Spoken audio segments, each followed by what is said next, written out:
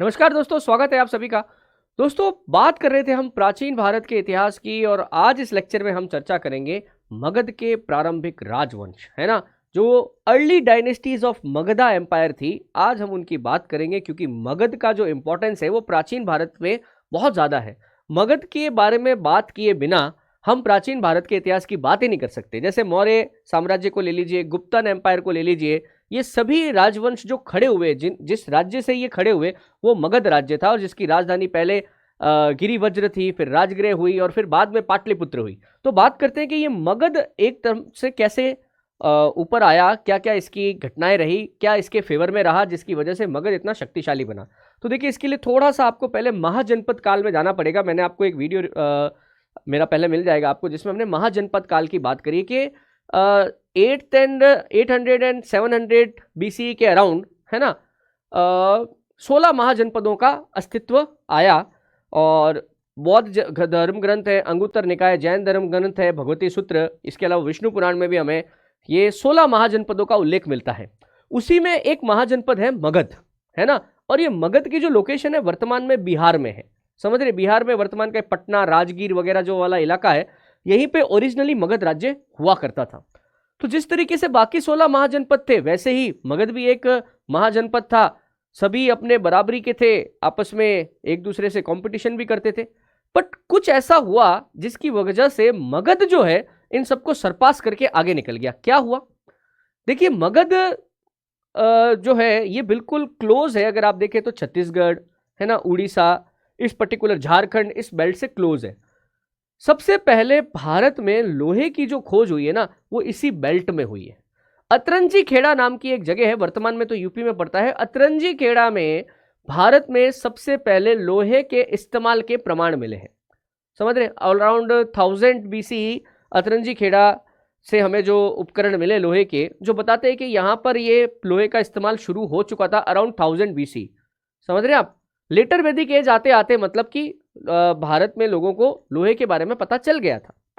सबसे पहले लोहे की इंपॉर्टेंस जो समझी वो मगध ने समझी, और प्लस मगध के पास इसका रिसोर्स भी था, खाने भी थी। मगध ने लोहे का प्रयोग कर ले सबसे पहले तो अपनी एग्रीकल्चर को एडवांस किया। एग्रीकल्चर में लोहे का इंट्रोडक्शन होते ही उत्पादन जो था, प्रोडक्शन, वो बम्पर होने लगा। इससे पैसा आया। समझ रहे, इसी के दम पे मगध ने लोहे से और उन्नत हथियार बनाए, और इन हथियारों के दम पर जो है उन्होंने एक शक्तिशाली राजवंश की नींव रखी। मगध में और भी कई सारी आपको उस तरह की जो सुविधाएं हैं वो अवेलेबल थी, जैसे कि उपजाऊ जमीन थी, पानी अच्छा था, गंगा नदी यहां से होकर निकलती थी, है ना, गंगा के कारण यहाँ पे उपजाऊ मैदान बने हुए थे। तो सारी कंडीशन इनके फेवर में थी कि इनके पास पैसा और पावर, दोनों चीजों का सेंट्रलाइजेशन था। इसी का फायदा उठाकर मगध पे सबसे पहला शक्तिशाली राजा जो आता है वो आता है बिंबिसार। कौन आता है? बिंबिसार। समझ रहे, अब बिंबिसार का जो टाइम पीरियड आपको मिलता है वो मिलता है 545 से लेके 494 BCE तक। समझ रहे, इसे मगध का पहला चक्रवर्ती सम्राट कहा जाता है, क्योंकि इस व्यक्ति ने सबसे पहले मगध को एक छोटे राज्य से उठाकर एक बड़ी पॉलिटिकल पावर यानी कि राजनीतिक शक्ति के रूप में स्थापित कर दिया था। बिंबिसार जिस राजवंश से आता था उसे इतिहास में हर्यक वंश कहा जाता है, हर्यक डायनेस्टी कहा जाता है। बात समझ रहे, तो मगध का पहला शक्तिशाली राजवंश जिसने मगध को छोटे से राज्य से एक बड़ी सत्ता के रूप में स्थापित किया, वो राजवंश कौन है? हर्यक राजवंश है, हर्यक डायनेस्टी है। और हर्यक डायनेस्टी का संस्थापक कौन है? बिंबिसार है। बात समझ रहे, तो बात करते हैं थोड़ा सा मगध राज्य के उत्कर्ष के बारे में। तो देखिए, मगध का सबसे पहले तो मैंने कहा ना, ओरिजिनली मगध का साम्राज्य ये छोटा सा ही था, हालांकि ये बिंबिसार ने इसको बढ़ाया था, ये बिंबिसार का बताया इन्होंने। तो सबसे प्राचीन राजवंश जो मिलता है वो मिलता है कौन सा? हर्यक वंश। समझ रहे, हर्यक वंश का संस्थापक कौन है? बिंबिसार। हर्यक वंश का संस्थापक कौन है? बिंबिसार, है ना। हर्यक के बाद डायनेस्टी, सेकंड डायनेस्टी आती है शिशुनाग। शिशुनाग वंश का जो है संस्थापक स्वयं शिशुनाग था। इसके बाद जो डायनेस्टी आती है वो आती है नंदा डायनेस्टी है, नंद वंश। इसका संस्थापक हमें मिलता है महापद्म नंद। और फिर जो डायनेस्टी आती है वो आती है मौर्य वंश, नंद वंश का अंत करके सत्ता को अपने हाथ में लेने वाला वंश कौन सा है? मौर्य वंश, जिसका संस्थापक था चंद्रगुप्त मौर्य। अब मगध की अगर राजधानियों की बात करें तो देखिए मगध की राजधानी सबसे पहले थी गिरिवज्र, है ना। देखिए मगध का हर्यक वंश से पहले एक और प्राचीन राजा का नाम मिलता है बृहदत्त, जिसने राजधानी बनाई थी गिरिवज्र, परंतु उस समय मगध कोई बड़ी पॉलिटिकल पावर नहीं था। मगध को एक पॉलिटिकल पावर बनाया बिंबिसार ने। बिंबिसार के समय मगध की राजधानी हो गई थी राजगृह। राजगृह से ही आगे चल के टूटता फूटता आज की तारीख में इसको राजगीर बोला जाता है, शहर अभी भी है। फिर शिशुनाग ने वंश ने मगध की नई राजधानी बनाई वैशाली। महापदम नंद ने नई राजधानी बनाई पाटलिपुत्र, और मौर्य काल में भी मगध की राजधानी क्या रही? पाटलिपुत्र। तो एक छोटा सा एनालिसिस है, इसको आप याद रख सकते हैं। वैसे मगध का सबसे पहला शक्तिशाली राजवंश कभी कोई पूछे तो आप हर्यक वंश बोलिएगा, हर्यक डायनेस्टी बोलिएगा, और हर्यक डायनेस्टी का जो फाउंडर है, संस्थापक है, वो कौन है? बिंबिसार। तो थोड़ा हम यहीं से बात करते हैं। देखिए हर्यक डायनेस्टी को इतिहास में एक नाम से और जानते हैं, पितृहंता वंश। मतलब कि ये अपने पिता के किलर्स थे, फादर किलर थे। हर राजा अपने पिता की हत्या करके गद्दी पे बैठा था। जैसे कि बिंबिसार का पुत्र था अजातशत्रु, अजातशत्रु ने अपने पिता को मारा, गद्दी पे बैठा। अजातशत्रु का बेटा था उदयन, उदयन ने अपने पिता अजातशत्रु की हत्या करी और फिर गद्दी पे बैठा। इसलिए इनके साथ ये कलंक भी जुड़ गया पितृहंता वंश का। बिंबिसार का थोड़ा अपन परिचय प्राप्त करें तो बिंबिसार जो है ये हर्यक वंश का संस्थापक है, और इसी के समय मगध की राजधानी क्या बनी थी? राजगृह बनी थी। इसने क्या करा, अपने आसपास के जो राज्य थे, जैसे कि एक लिच्छवी राजवंश था, बड़ा पावरफुल राजवंश था, वहां पे इसने वैवाहिक संबंध स्थापित किया। पंजाब का जो वर्तमान पंजाब है उसे मद्र देश कहते थे, मद्र देश की राजकुमारी शेमा से इसने विवाह किया, है ना। अयोध्या से इसने वैवाहिक संबंध, कौशल प्रदेश बोलते थे, वहां से इसने वैवाहिक संबंध स्थापित किए। तो बेसिकली आसपास इसने क्या करा, वैवाहिक संबंध स्थापित करके, मैरिजेस करके अपनी पोजीशन को सिक्योर किया। ये बौद्ध धर्म का अनुयायी था। ये तो मैंने आपको लास्ट लेक्चर में बौद्ध धर्म के बारे में जब बताया था तो मैंने कहा था कि बिंबिसार वो व्यक्ति है जो मगध का फाउंडर है, प्लस उसने जाकर गौतम बुद्ध से भी जो है ना दीक्षा ले ली थी। इसके कुशल प्रशासनिक व्यवस्था और विदेश नीति थी। इसने अंग राज्य को हराकर मगध में मिलाया। अवैध अवंती के राजा प्रद्योत की सहायता हेतु राजवैद जीवक को भेजा। अवंती उज्जैन है ना। उस समय उज्जैन एक इंडिपेंडेंट राजा है, मतलब उज्जैन एक इंडिपेंडेंट राज्य है, उसका राजा है प्रद्योत। प्रद्योत जब बहुत बीमार पड़ा तो बकायदा बिंबिसार ने अपना राजवैद का नाम था जीवक, उसको उसकी सेवा के लिए वहां पर भेजा था। जैसा कि मैंने आपको बताया कि इसने वैवाहिक संबंधों से अपने राज्य की स्थिति को सिक्योर किया। जैसे कौशल नरेश, कौशल वर्तमान का अयोध्या कह सकते हैं आप, उसके राजा प्रसेनजेत की बहन महाकौशला से विवाह किया। वैशाली के चेटक की पुत्री चेलन्ना से इससे विवाह किया, लिच्छवी राजवंश की थी ये। मद्र देश की राजकुमारी शेमा से इसने विवाह किया, और इनसे तो वैवाहिक संबंध हो गए, प्लस अंग राज्य, अंग बिल्कुल पड़ोस का राज्य था, उसके राजा को बकायदा युद्ध में हराकर इसने मगध की सीमाओं का बहुत बड़ा विस्तार कर दिया। बिंबिसार बुद्ध का भी शिष्य था, इसकी पत्नी खेमा भी बुद्ध की अनुयायी थी। परंतु अजातशत्रु जो है, अजातशत्रु को अपने पिता की कुछ नीतियां पसंद नहीं थी, इस वजह से उसने अपने पिता की हत्या कर दी और खुद गद्दी पर बैठ गया। देखिए अजातशत्रु ने काम तो खराब ही किया था, परंतु ये अजातशत्रु भी पिता की तरह योग्य तो था। पिता बहुत कूटनीतिज्ञ था, पॉलिटिकली इस तरह के वैवाहिक संबंध स्थापित करके उसने अपने राज्य को बढ़ाया। परंतु अजातशत्रु ने बिल्कुल आयरन एंड ब्लड, रक्त और लोह की नीति अपनाई। युद्ध किए इसने, अपने आसपास के उन राज्यों से भी युद्ध किए जिससे इसके पिता ने अच्छे मित्रतापूर्ण संबंध स्थापित किए थे। आपने वो बाहुबली पिक्चर देखी हो तो उसके अंदर वो युद्ध होता है काल के से, तो एक रथ मूसल, मतलब वो रथ के आगे आगे ऐसा ब्लेड घूमता रहता है ना, उस यंत्र को कहते थे रथ मूसल। और वो एक पत्थर फेंकने वाला है ना, पत्थर फेंकने का वो एक जो होता है उसे कहते थे शिलाकंटक, महाशिलाकंटक। रथ मूसल और शिलाकंटक जैसे इन हथियारों का निर्माण अजातशत्रु ने करवाया था। बात समझ रहे? मिलिट्री जीनियस था, इसकी वजह से इसने मगध के एम्पायर को कई गुना बढ़ा दिया। बिंबिसार से जिसे जो एम्पायर इसे मिला, इसने उसमें भी बहुत बड़ी वृद्धि करी थी। तो पिता बिंबिसार की हत्या करके मगध का शासक बना। पहले यह जैन धर्म का अनुयायी था, समझ रहे हैं आप, बाद में बौद्ध धर्म का अनुयायी बन गया। और मंत्री वर्षकार की सहायता से इसने वैशाली पर विजय प्राप्त करी। वैशाली को जीतने के लिए इसने 16 साल तक इंतजार किया।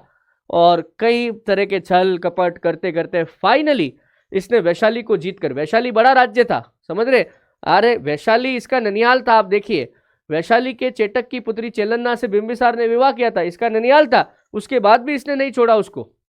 परंतु 461 बीसी में उदयन ने जो है इसकी हत्या कर दी।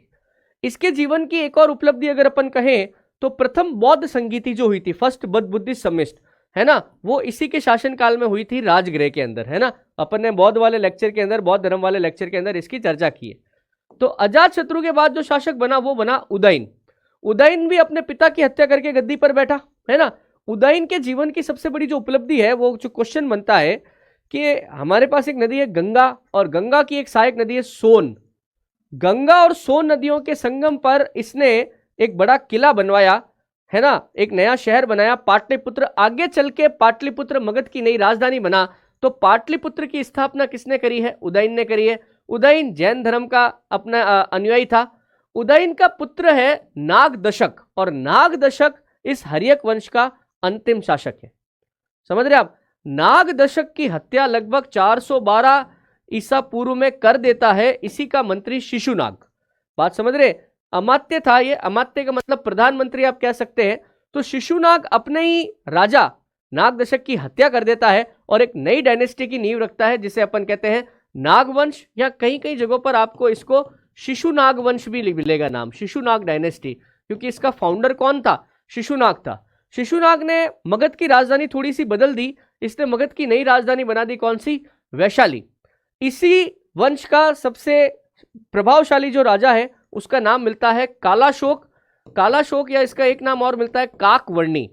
कुछ मतलब सिंपल सा है कि काले रंग का था ना, बहुत ज्यादा काला होगा, इसलिए काकवर्णी, कौवे के समान रंग वाला काकवर्णी, ठीक है। इसने पाटलिपुत्र को राजधानी बनाया, प्लस द्वितीय बौद्ध संगीति करी। बौद्ध धर्म वाले लेक्चर के अंदर लास्ट में मैंने आपको समिट्स के बारे में बताया। तो सेकंड समिट जो हुई 383 बीसी में, सेकंड समिट कब हुई थी? 383 बीसी के अंदर। उस समय राजा कौन है? यही काकवर्णी या कालाशोक है। इस वंश का अंतिम शासक है नंदीवर्धन।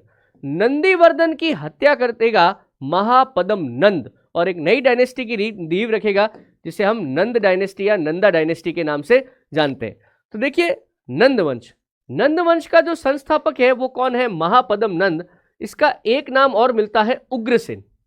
उग्रसेन नाम जो मिला है हमें बौद्ध धर्म ग्रंथों में मिलता है, पाली भाषा में ये ग्रंथ लिखे गए हैं, तो उग्रसेन हमें नाम मिलता है ना। इसके अलावा पुराणों के अंदर इसका नाम एक छत्र या एक राट भी मिलता है, एक राट, ठीक है।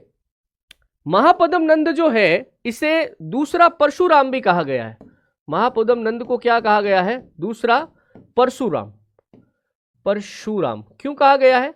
महापदम नंद को क्षत्रियों से बड़ी चिढ़ थी, बात समझ रहे? इसने बड़े पैमाने पर क्षत्रियों का नरसंहार करवाया था, इसलिए इसे दूसरा परशुराम भी कहा गया है। एक और बात आती है कि नंद वंश को इतिहास का पहला शूद्र वंश कहा जाता है। बेसिकली नंद जो है, जैसे कि महापदम नंद और इसका परिवार जो है, ये राजवंश की चाकरी में था, मतलब उनकी सेवा में नौकरी करता था, वहां पे ये बेसिकली नाई का काम करते थे, है ना।